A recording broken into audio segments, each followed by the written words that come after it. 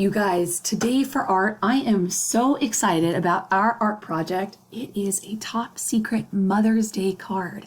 So if there is any way you can make this without your mom seeing, that would be awesome. That way you can surprise her with it on Sunday. So for this activity, what you need is one of those pieces of watercolor paper. This is in the folder that got sent home, so pull out one of those. You are also going to need a pencil and the hexagon pattern block to start. We're going to use some more materials later, but I'll tell you those as we go along.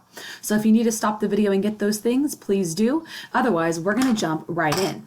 So you're going to take your watercolor paper, and it might be a little bit of a different size than mine, but that's okay. And I'm holding it the long way vertically. I am going to fold it in half like this. I'm going to fold the bottom up to the top.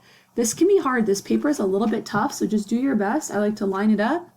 Then I put my finger in the middle like this, and then I press out to the right and press out to the left. And I like to even use my fingernail on the edge to make it a really nice fold because we are making a card. So here is your really fabulous card. Now you have two choices. You can do a card that is horizontal and flips open like this, or you can do a card that is vertical and flips open like this. You have both choices. I'm going to make mine this way, but if you want to do yours the other way, this project will totally work. I'm just going to show you the strategy to get started. So what you are going to do is you are going to take this shape.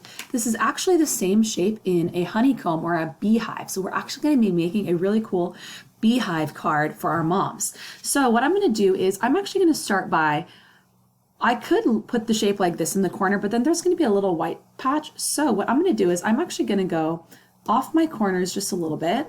Actually, no, I'm sorry. I take that back. I am going to do it like this. And I am just going to trace outside my shape. I am using a pencil that I'm going to go over later.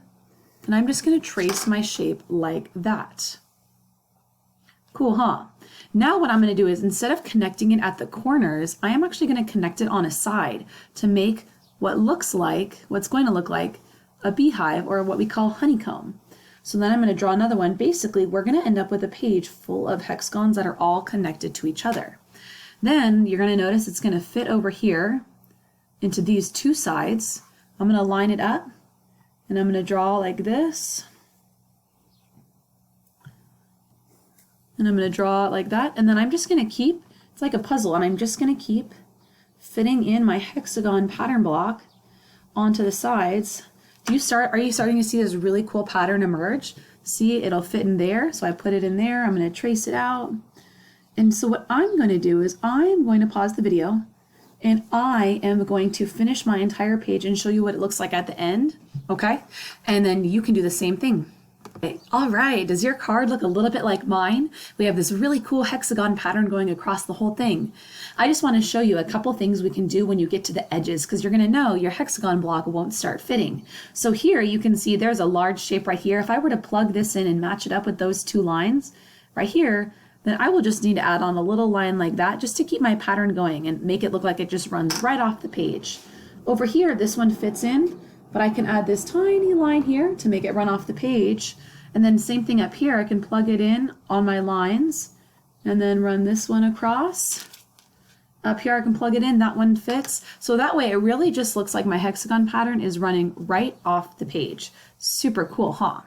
So now that we have this, the next step is to grab out some colors, and we're all going to start with some crayons, or colored pencils work okay. Crayons are the best, but if you have colored pencils, that's fine.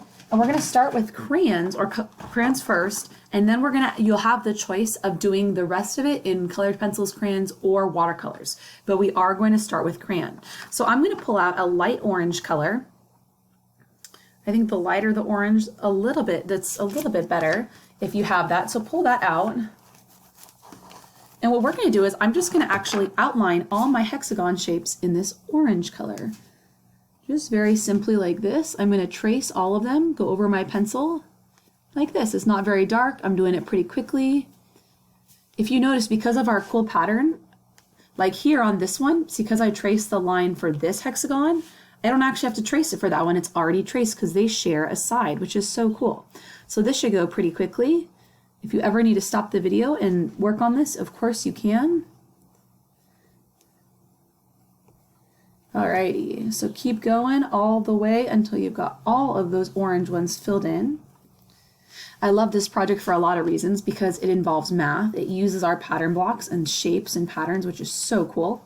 I also really like how it connects to our language arts. We've been learning about collective nouns, and yesterday you learned that there are some specific and kind of silly sometimes names for when there are groups of animals. So do you remember what it's called when there is a group of bees?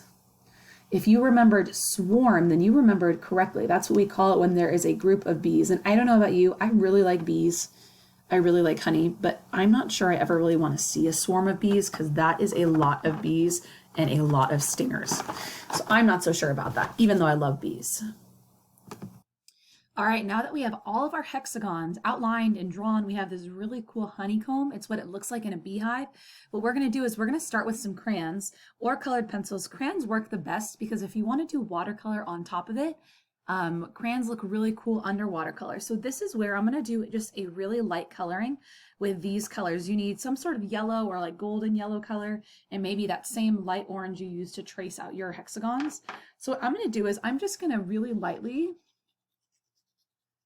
color all these yellow, but do you notice how light it is? I'm not pressing down very hard on the crayon, and I'm just going across each shape like this. My lines are going across, back and forth. It's actually hard to see on camera, but it's a really, really, really light yellow. Maybe if I turn the light on, it will help. Let's see, did that help a little bit? No, maybe a little bit, but it's really, really light yellow. We're just doing this because it's kind of cool to work with different mediums. So that means like working with different art supplies, like using crayons and then using watercolors is going to make our finished product look really cool. It's going to have all these cool layers. So you're just doing really, really, really light coloring, oops, in yellow. Almost looks white. That's how light it is. It's really light. I'm just coloring side to side like that. So it'll be easier to see on your own, but if I lift it up, you can kind of see it is just faint, faint yellow lines. Then this is optional, but if you want to do this, it kind of creates a cool pattern or gives it a little bit of texture. If you want to go on the side of one hexagon and see how my crayon is turned kind of on the side, I'm taking the tip and it's kind of like shading where I'm just kind of like going back and forth a little bit on the side with my orange to give it a little texture. It just is kind of cool. And I'm going to do that. Going to do it on just a couple of the hexagons here. I'm going to go back and forth. I'm going to do some on the left side of the hexagon and some on the right side. But it just really creates this really cool dimension on some of my honeycombs. If you don't want to do this part, that's okay. It is optional. But it just kind of gives it a really cool look. Gives it a little something extra. Let's do one over here. We'll add on to it. Alrighty, so now you have this really cool honeycomb all ready to go. We are going to do one more thing to finish the card, and then you're going to get to make a bee, and I will show you how all that works as we keep going. So this is the part of the lesson where we are going to use watercolors if you want. If you don't want to use watercolors, that's fine. If you like how your crayon or your colored pencil turned out the colors, and you don't want to add on watercolors, that's totally fine. I'm going to, and I'm going to show you how to do it. So what you need right now is you need your watercolors, you need a brush, and you need a cup of water. Make sure you are working somewhere where you can do watercolors. So if you need to double check with your mom and dad, if you need to put something underneath, I put an old Amazon package. You can use newspaper or like a tablecloth or an old piece of paper, just so that we don't get our area wet. So what I'm actually going to do is, I'm actually going to flip up this part of the card because I don't really want to get this part wet. And I'm actually going to fold it in backwards, opposite way. Remember we had folded it like this. Now I'm going to fold it like this because I want to put that part up. I don't want to paint on that part. I just want to paint on the bottom half. Excuse me. And if it's folded over like this, the water could run and get onto the card over here. So what I'm going to do is I'm going to fold it up like that.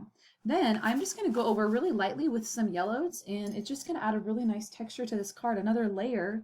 Remember, we're working with so many different tools, or so many different, art tools we used. We used crayon, we used, now we're using watercolor. So just all these layers look really neat. And I'm just adding a little bit, I'm not adding a ton of color. So I'm just going back and forth between my water and my colors. And I just want to fill in my entire card. This is going to look kind of cool because it's going to fill in all the spots that we did not get with our crayon. Because remember how light we did it with crayon? So I'm going to pause the video, and when I come back, this is going to be all done. So you too, pause your video, work on the watercolors, fill in your entire card, again, if you want to do this step. Then when you come back, I'll show you what it looks like, and we'll talk about how we make the bee that goes with our card. So as you can see, I finished painting with watercolors, and the color just doesn't show up on the camera the same as it does in person, which I'm sure you found too. It's just so beautiful and so yellow with all these little bits of orange, and the watercolor just looks so good on top of our crayon or colored pencil. So now this is the part of the video where you are actually going to learn how to make a bee, but you're going to learn how to draw a bee in a different video that's underneath this one in the lesson plan. But before you go, I want to tell you something. I want to show you how you can put your bee on your card once you've finished it. The other thing is we are actually going to make a pretty small bee. So for the bee, what you're going to need is just some regular white paper. You just need a regular piece of paper from the printer or some extra paper around your house. And the bee, you want to make it actually pretty small because you don't want it to be bigger than your card. And remember, your card is really only half the size of your watercolor paper because we fold it in half. So for the bee, you really only want to draw it pretty small. So whatever paper you have, just make sure you draw it small enough that it can fit on top of your card or inside your card. And again, you're going to watch another video to learn how to do the bee. But right now, I want to show you how you can put your bee onto your card. So keep watching. Okay, so when you have your bee all drawn, and again, you are going to learn how to do this in another video after this one, you are going to cut out your bee very carefully as close as you can along the lines of it. And then I'll show you there are a couple different ways that we can actually attach the bee to our card. I have some different ideas. So I'm going to show you how to finish the card, and then you'll get to learn how to draw the bee. And I'm so excited. This might be one of my favorite art projects from our whole year. I'm so excited to see how your cards turn out and how your moms or grandmas or aunts like them. Because Mother's Day is really about celebrating all the people in our lives who are moms, right? There are so many moms, grandmas, aunts, our moms. Alrighty, so I have my bee all cut out. So now when I get my card, after it dries, because do remember our cards do need to dry because they're watercolor, there are a couple different options. One thing is I can glue them on the front like this. And what I might do is put a little glue right here on this underneath the dot, and then I might put him there, and I might even like fold up his wings a little bit so he flies, like give him a little, so he flies, and I can put my bee somewhere on the front of the card like this. If you wanted to make it a surprise too, you could also put your bee inside the card. And again, if you fold up the wings, it kind of makes it look like he's flying. So he could be there, he could be on the top. Just a couple ideas, but I did want to share a message with you that you could write in your card in your best writing. So you could write, "Dear Mom," or you could say, "Dear Grandma." That's a good spot if you're going to give this to your grandma. You can write like this, "You are," and then we're going to do a silly pun with words. You ready? Beautiful. And then I have lots of room underneath that to write my own message, but that's kind of a fun way to work bee into what we write in the card. So that is the Mother's Day card. You can put the bee wherever you'd like. If you wanted, I know some of you like to accessorize, you could give them a hat or a bow tie, sunglasses, maybe some jewelry.